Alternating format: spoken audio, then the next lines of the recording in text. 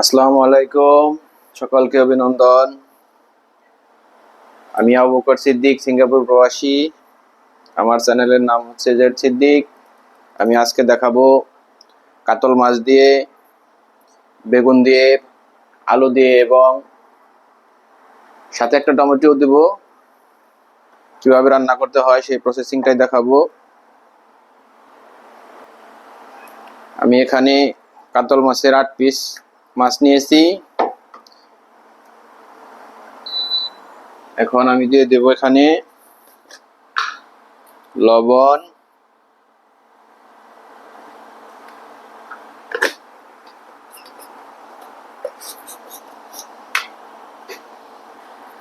দিয়ে দিব হলুদের গুঁড়ো,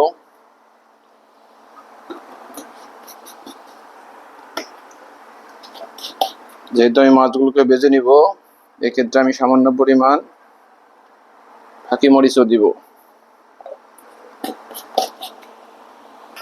এবং আমি কড়াইটা অলরেডি বসিয়ে দিয়েছি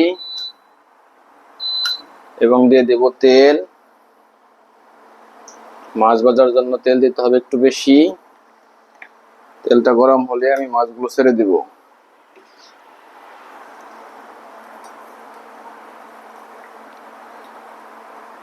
আমি 3.5 কেজি সাইজের একটা কাতল মাছ কিনেছিলাম, সেখান থেকে 8 পিস রান্না করে দেখাবো। অনেকদিন পর কাতল মাছ কিনলাম এবং অনেকদিন পরই কাতল মাছ রান্না করতেছি। যারা আমার চ্যানেলে নতুন আছেন, এখনো চ্যানেলটি সাবস্ক্রাইব করেননি, দয়া করে সবাই চ্যানেলটি সাবস্ক্রাইব করবেন এবং পাশে থাকা বেল আইকনটি বাজিয়ে দিবেন। সাবস্ক্রাইব করতে কোনো টাকা পয়সা লাগে না, জাস্ট আপনার আঙ্গুলের স্পর্শ হলেই সাবস্ক্রাইব হয়ে যাবে। অতএব কেউ বাকি থাকবেন না, সবাই সাবস্ক্রাইব করে দিবেন। অলরেডি আমার তেল গরম হয়ে গেছে। এখন খুব সাবধানতার সাথে মাছগুলো আমি দিয়ে দেব। কেউ তাড়াহুড়ো করবেন না, মাছ দেওয়ার সময় আস্তে আস্তে মাছ দিবেন, ভয় পাবেন না। ভয় পেলে দূর থেকে যদি ছেড়ে দেন তাহলে তেল ছিটকে আসবে এবং দুর্ঘটনা ঘটবে। এই দেখুন আমি খুব আস্তে আস্তে দিতেছি। মাছের পিস বড় হওয়াতে আমার 6 পিস মাছ মনে হয় যে আটবে না। তারপর আমি দিয়ে দিব সময় বাঁচানোর জন্য। মাছগুলো বাঁচতে থাকি, সবাই অপেক্ষায় থাকুন। এ পর্যায়ে আমি মাছগুলোকে উল্টে নিয়েছি। অলরেডি এক পাশ ভাজা হয়ে গেছে, এখন অপর পাশ ভাজা হলেই নামিয়ে ফেলবো। এই দেখুন অলরেডি মাছ ভাজা হয়ে গেছে, আমি উঠিয়ে নিয়েছি। এখন কড়াইতে দিয়ে দেব আস্ত জিরা,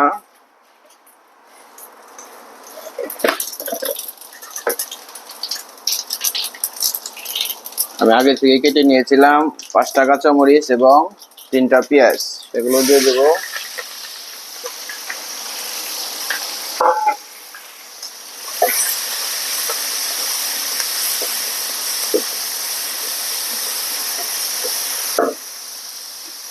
দিয়ে দিব লবণ,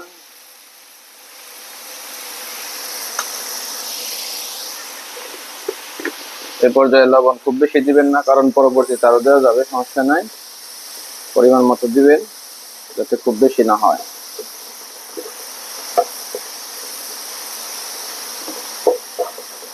পেঁয়াজগুলো আমি ভাজতে থাকবো। অলরেডি আমার পেঁয়াজগুলো হাফ ভাজা হয়ে গেছে। এই পর্যায়ে আমি দিয়ে দেব আদা রসুন বাটা,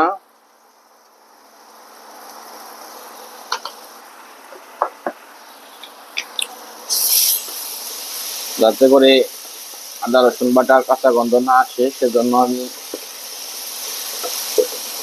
দিয়ে দিলাম।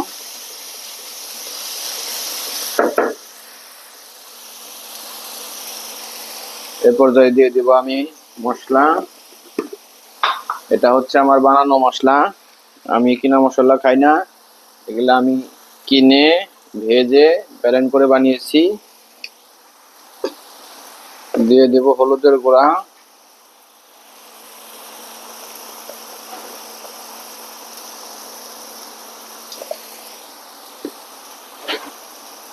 এবং সাথে দিব সামান্য পানি, যাতে করে মশলাটা না পড়ে যায়। এ পর্যায়ে মশলাটা ভালোভাবে কষিয়ে নিতে হবে।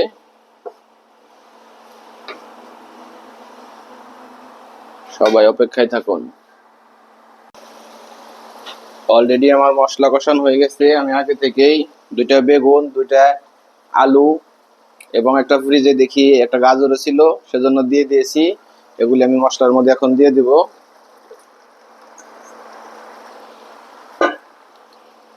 এবং কষাইতে থাকবো।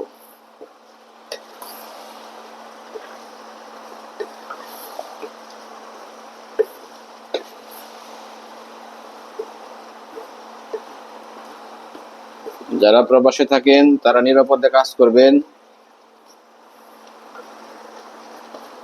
এবং রান্না করে খাওয়ার চেষ্টা করবেন, কারণ রান্না করে খেলে মজার মজার খাওয়া যায়। এখন আমি ঢাকনা দিয়ে ঢেকে দিব এবং কষাইতে থাকবো। সে পর্যন্ত অপেক্ষায় থাকুন। এ পর্যায়ে আমি ঢাকনা উঠিয়ে নেড়ে ছেড়ে দিব এবং দেখবো যে কষানো কেমন হলো। এই দেখুন, অলরেডি আমার সবজিগুলো নরম হয়ে আসছে। আর কিছুক্ষণ পরে আমি পানি অ্যাড করতে পারবো। সকলেই দেখতে থাকুন।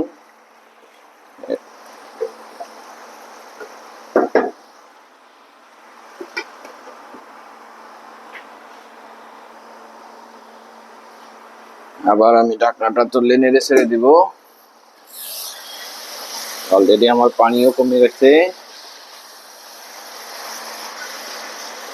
সবজিও সিদ্ধ হয়ে গেছে।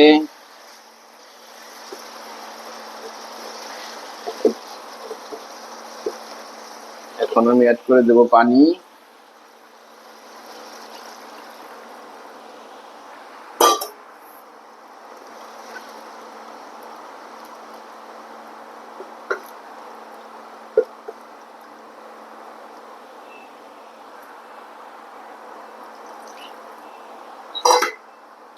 পানি অ্যাড করে দিলাম। আসলে আমার রান্না করতে খুব ভালো লাগে, এজন্য আমি রান্নার চ্যানেলটাই খুলেছি। কিন্তু দেখি রান্নার চ্যানেল খোলা অনেক পরিশ্রম, কারণ রান্না করতে অনেক কিছু লাগে। ব্লগ ভিডিও খুব ইজি, কিন্তু আমি তো রান্না পছন্দ করি, এজন্য রান্নার চ্যানেলই খুলেছি। সবাই সাপোর্ট করবেন, বিশেষ করে আমার প্রবাসী ভাইরা। সবাই চ্যানেলটিকে সাবস্ক্রাইব করবেন এবং পাশে থাকবেন।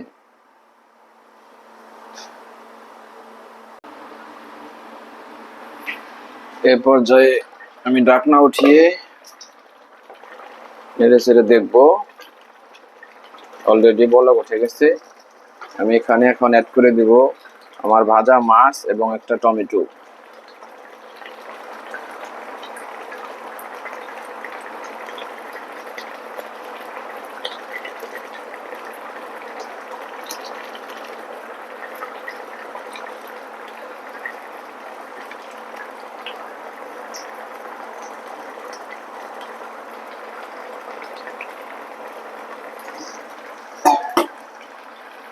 এবং চুলার আঁচটা আমি কমিয়ে দিব,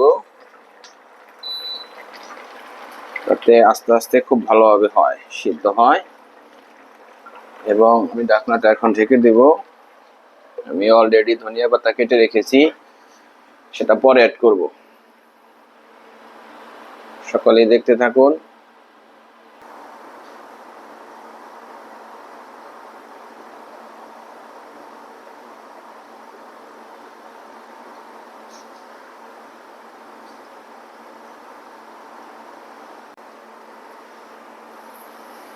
এই পর্যায়ে আমি ঢাকনা উঠিয়ে দেখব। অলরেডি দেখুন তেল ছাড়তে শুরু করেছে, ঝোল অনেকটা কমে গেছে। এখন আমি অ্যাড করে দেব ধনিয়া পাতা।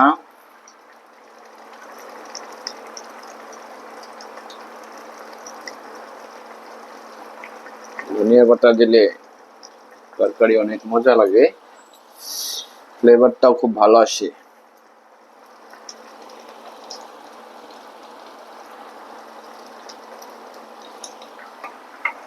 এবং আমি উপরে দিয়ে দিব সামান্য পরিমাণ বানানো মশলা।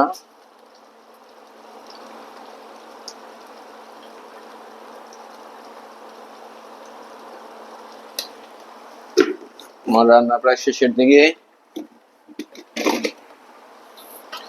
যে যেখান থেকে আমার এই ভিডিও দেখছেন সকলে ভালো থাকবেন, সুস্থ থাকবেন। আজ এ পর্যন্তই।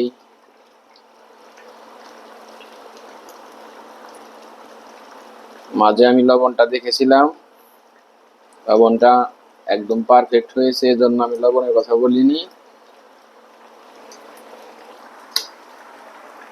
আজ এ পর্যন্তই, আল্লাহ হাফেজ।